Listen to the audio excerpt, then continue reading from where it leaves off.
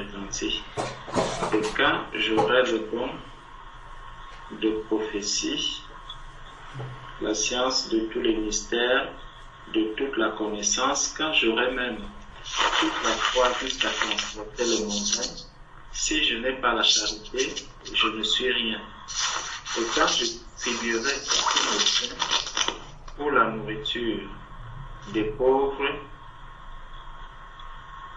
quand je livrerai même mon corps pour être brûlé, si je n'ai pas la charité, cela ne me sert de rien. La charité est patiente.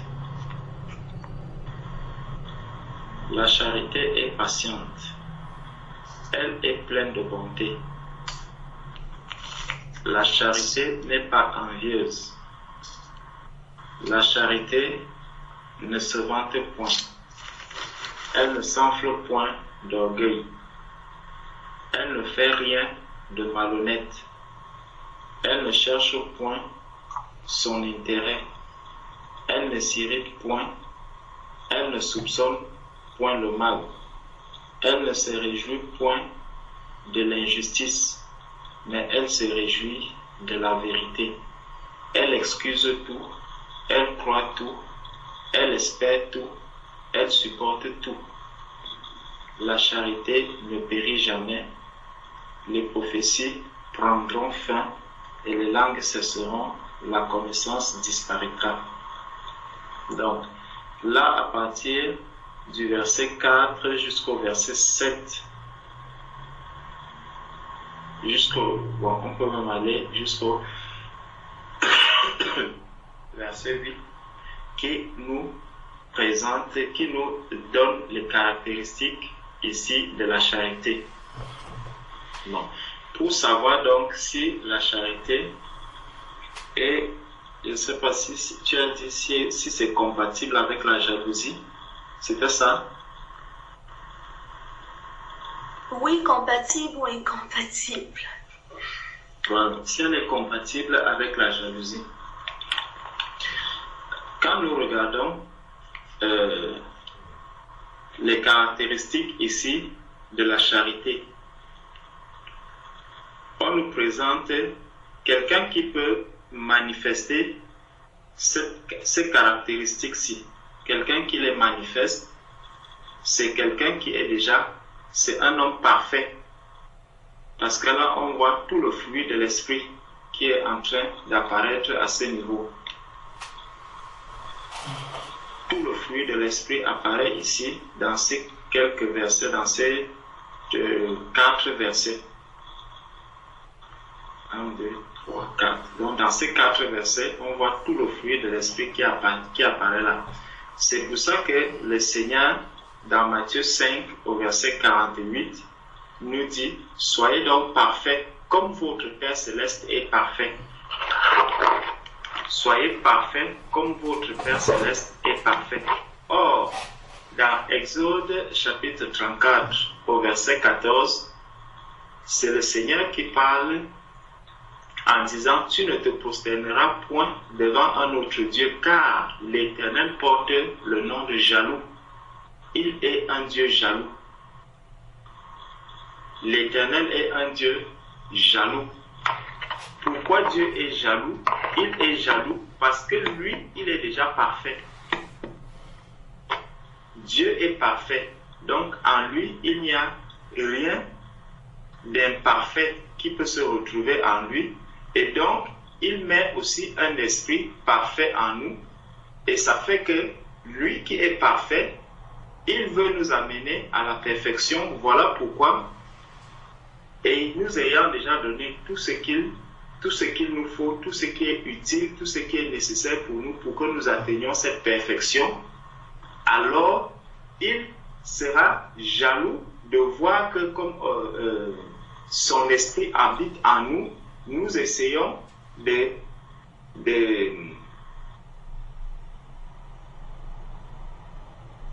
d'anéantir, nous cherchons à anéantir l'effet que son esprit doit faire en nous.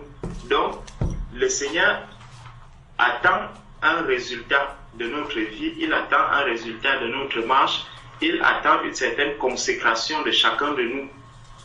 Mais il ne voit pas cette consécration-là en nous. Au contraire, nous cherchons même à altérer le travail que le Seigneur veut faire en nous. Donc, il se présente donc comme un Dieu jaloux, donc le Dieu qui veut nous amener à la perfection. La question donc c'est, lorsque quelqu'un manifeste de la jalousie, soit une femme qui manifeste de la jalousie vis-à-vis de son mari, ou un mari qui manifeste de la jalousie vis-à-vis de son épouse, est-ce que la femme en question est déjà parfaite? Est-ce que le mari est parfait? Déjà, vous allez voir la jalousie que la femme va manifester à son mari. Peut-être c'est même une femme inconvertie. C'est une femme qui ne connaît pas le Seigneur. Or, vous ne pouvez pas être parfait si vous ne connaissez pas le Seigneur. Première chose. Et même celui qui est déjà converti, maintenant, il faudrait qu'il manifeste le fruit de l'esprit. Le fruit de l'esprit, donc il va manifester justement cet amour. Si tu arrives déjà à manifester l'amour parfait selon Dieu, alors tu peux aussi manifester la jalousie. Tu peux aussi être jaloux vis-à-vis peut-être de ton mari ou vis-à-vis de ton épouse. Parce que tu es déjà parfait et que tu lui donnes la possibilité de jouir du fruit de ta perfection. Parce que Dieu, lui, il est parfait. Il nous a donné cette perfection. Mais maintenant, nous, c'est comme si nous, on n'acceptait pas cette perfection-là. C'est comme si on se sent comme certains disent souvent, on est indigne. Or, Dieu, lui, il nous a donné cette grâce. Ce n'est pas un mérite. Nous n'avons pas mérité cette grâce. Ça n'a pas été mérité, mais c'est un don que le Seigneur nous a fait. Donc, dit continuellement, nous ne sommes pas dignes, nous ne sommes pas dignes, nous ne sommes pas dignes. Le Seigneur ne nous a, si on était digne, le Seigneur ne nous aurait pas parlé de don. Justement, il nous a fait un don, il nous a fait le don, et aujourd'hui, acceptons ce don, vivons avec ce don, et nous atteindrons cette perfection, nous arriverons à manifester, à vivre cette perfection-là au quotidien. Mais si déjà nous n'arrivons pas déjà à vivre cette perfection au quotidien, je vais maintenant manifester la jalousie comme si moi j'avais déjà offert tout ce que Dieu m'a offert. Là donc il y a un problème. Donc la seule chose, c'est que chacun de nous, et le Seigneur, parce que le problème de jalousie, quand il se pose souvent dans les couples, en fait, ce que le Seigneur attend de nous, c'est la conversion des uns et des autres. Puisque nous n'arrivons pas encore à manifester cette perfection étant sur la terre, le seul fait pour nous de savoir que je suis un enfant de Dieu, l'autre aussi est un enfant de Dieu, ça amène déjà des garde-fous, sachant que la parole de Dieu nous interdit par exemple de divorcer, elle interdit par exemple de se présenter devant les tribunaux pour quoi que ce soit, pour plaider ou pour apporter au-devant de ces personnes qui ne connaissent pas le Seigneur, les différends qui peuvent nous opposer. Donc ça met déjà des garde-fous dans le ménage des chrétiens. En réalité, dans un ménage chrétien, entre deux chrétiens, on ne devrait pas parler de jalousie. La jalousie ne devrait pas exister. Parce que chacun sait que je ne manifeste pas encore la perfection au quotidien. Donc, pourquoi être jaloux de telle personne s'il a encore que quand on regarde même la jalousie aujourd'hui dans le monde, c'est généralement à cause du péché. C'est parce qu'on a peur que le mari va aller tromper la femme ou que la femme va aller tromper le mari. C'est ça qui amène les jalousies. Je dis dans le cadre du mariage. Or, quelqu'un qui a la crainte de Dieu, je ne pense pas qu'il peut encore s'arrêter pour aller chercher une femme ou pour faire ceci. Mais pourtant, il peut le faire dans son cœur. Il peut convoiter une femme et là commettre l'adultère. Ce qui est commis dans le cœur, peut-être si c'est une femme, la femme ne saura jamais que tel a convoité dans le cœur.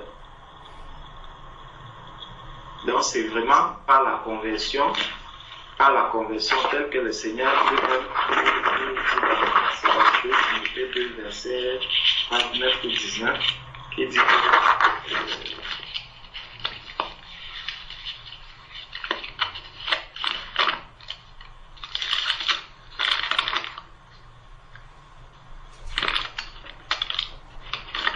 2 Timothée 2, verset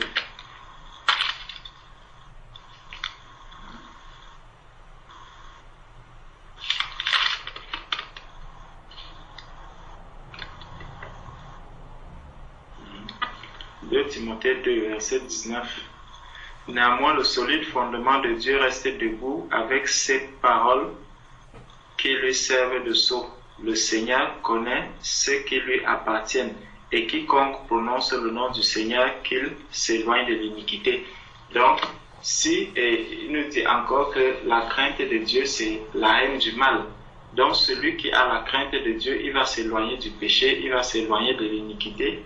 Or, dans la jalousie, on ne pourra pas retrouver les caractéristiques que l'on a trouvées dans la charité.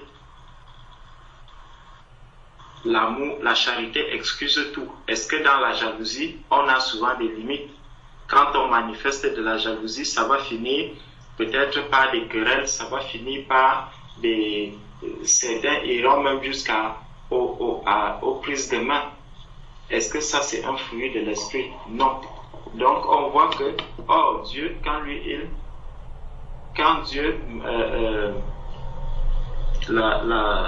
l'amour ou la jalousie que Dieu a vis-à-vis de nous, on voit que c'est vraiment pour nous amener à la perfection. Même quand Dieu nous châtie, la Bible nous dit que Dieu châtie ce qu'il aime. Il châtie ce qu'il aime et il ne nous châtie pas pour nous tuer. Mais par contre, dans des crises de jalousie, vous allez entendre que les personnes sont mortes. Ils se sont mis à bagarrer, l'un a tapé sur l'autre violemment, tel autre est à l'hôpital, tel autre est décédé, tel autre ceci. Donc, la jalousie même que Dieu a vis-à-vis de nous, ce n'est pas la même jalousie que les hommes manifestent. Ça, c'est une jalousie charnelle que les hommes manifestent à gauche, à droite. C'est pas de cette jalousie-là. Dieu veut nous amener à la perfection. C'est ça la jalousie que Dieu a vis-à-vis de son peuple. C'est pour ça qu'il a dit, tu ne te prosterneras pas devant un autre Dieu. Et il dit qu'il est jaloux de l'esprit qu'il a mis en nous. Donc, c'est un esprit qui est parfait. Et il voudrait qu'on le conserve dans cette perfection. Et malgré le fait que nous pouvons encore ne pas manifester cette perfection-là sur la terre, ce n'est pas pour autant que Dieu vient pour éliminer tout ce qui ne manifeste pas encore cette perfection. Au contraire, il manifeste de la patience, il est patient. Est-ce que dans la jalousie que l'on voit à gauche, à droite, est-ce qu'il y a une manifestation de la patience? Non. Au contraire, elle est destructrice. Donc, plutôt que de chercher à une solution du côté de cette jalousie, il faut plutôt prier pour la conversion des personnes. Il faut prier pour la conversion des personnes. Et ça aussi, c'est encore une manière de dire que bon, j'étais dans les ténèbres. Peut-être celui vis-à-vis de qui je veux manifester cette jalousie aujourd'hui est encore dans les ténèbres. Donc, ça m'amène encore à une responsabilité, celle de prier pour cette personne et de souffrir de souffrir et accepter cette souffrance. Donc, ma soeur, je ne sais pas si j'ai pu répondre à ta question. Voilà ce que je pouvais dire. Amen. Amen. Amen. Merci beaucoup, Corati. Amen. Amen. Gloire au Seigneur.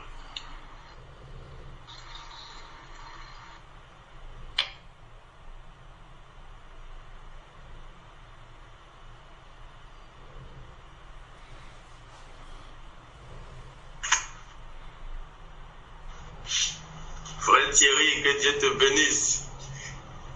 Oh, Amen, frère Jean-Charles. Gloire à Dieu. Amen, Amen.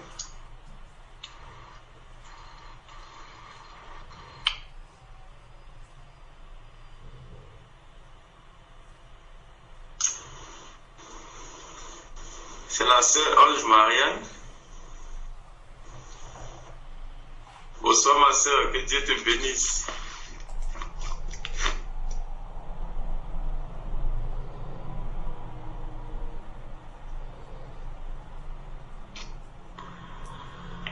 La sœur du frère?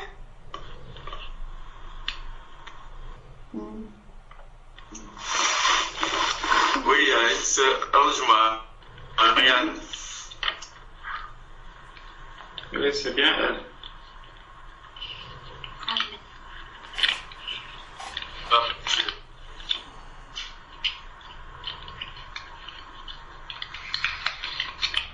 Est-ce qu'il y a une autre question?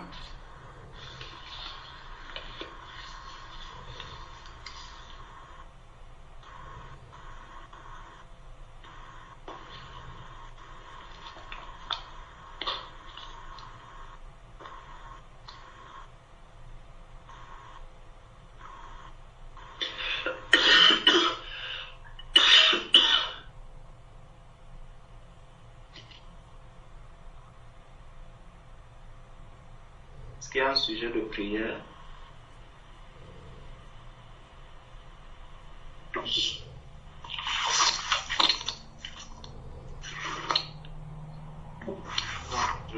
Je propose que Rassa Savé nous fasse la prière.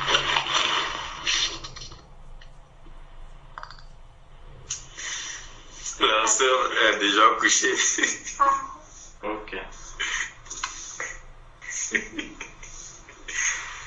Mais moi, je suis là, je vais faire la prière. Gloire à Dieu. Amen. Amen.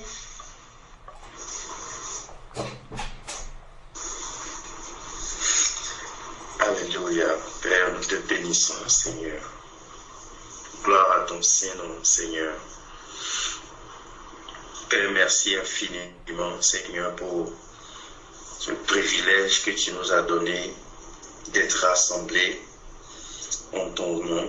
Merci, Seigneur, pour tous les bien-aimés que tu as rassemblés, Seigneur, par le biais de Skype. Seigneur, merci pour ta parole qui a été partagée. Merci pour les témoignages. Père, merci infiniment pour l'exaucement que tu nous as accordé. Seigneur, merci de nous avoir restaurés, Seigneur, de nous avoir remplis de ta présence, Seigneur. Merci pour ton amour pour chacun de nous. Merci pour tous les bien-aimés qui ont pu se connecter et ceux qui n'ont pas pu, Seigneur. Que ta grâce, ta bonté se répande sur chacun de tes enfants partout dans le monde, Seigneur. Merci infiniment, Seigneur, pour tout ce que tu as accompli dans nos vies. Merci pour ton Église, Seigneur, que tu conduis par ton esprit. Merci infiniment, Dieu Tout-Puissant. Tu es digne de louange, nous t'adorons, nous te bénissons. Merci pour la grâce que tu nous donnes, Seigneur, de persévérer. Oh Dieu Tout-Puissant, c'est en toi, Seigneur mon Dieu, que nous nous appuyons. C'est toi qui es notre force, Seigneur mon Dieu. Merci de conduire chacun de nous, Père, sur ton chemin jusqu'à la fin. Père, je te prie de relever, Seigneur, ceux qui sont tombés. Je te prie, Seigneur notre Dieu, de fortifier ceux qui luttent, Seigneur. Père, je te prie de pardonner à ceux qui sont tombés. Oh Seigneur, Garde-nous dans ton amour, Seigneur. Éternel, merci pour la grâce, Père, que tu nous donnes d'aller nous reposer, Seigneur. Merci pour les bien-aimés, Seigneur, que tu as fortifiés jusqu'à cette heure. Père, je te prie de bénir mes frères, de bénir mes sœurs. Je te prie, Seigneur, de les garder, Seigneur, au cours de cette journée.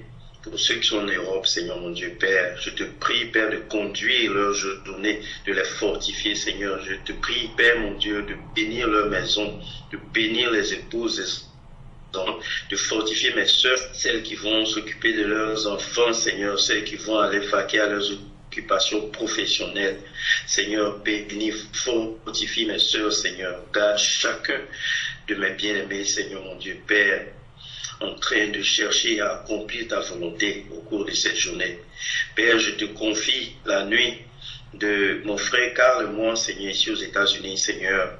Père, je te prie de nous garder alors que nous allons nous coucher, Père éternel, mon Dieu. Pour ceux également qui vont se coucher, Père, garde chacun de nous, Père, durant notre sommeil, toi qui ne sommeilles ni ne dors.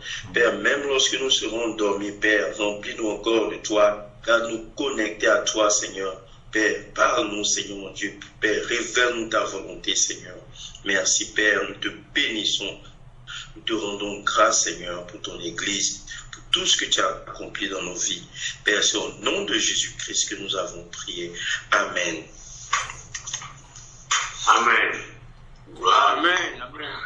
Amen. Amen. Gloire au Seigneur. Amen.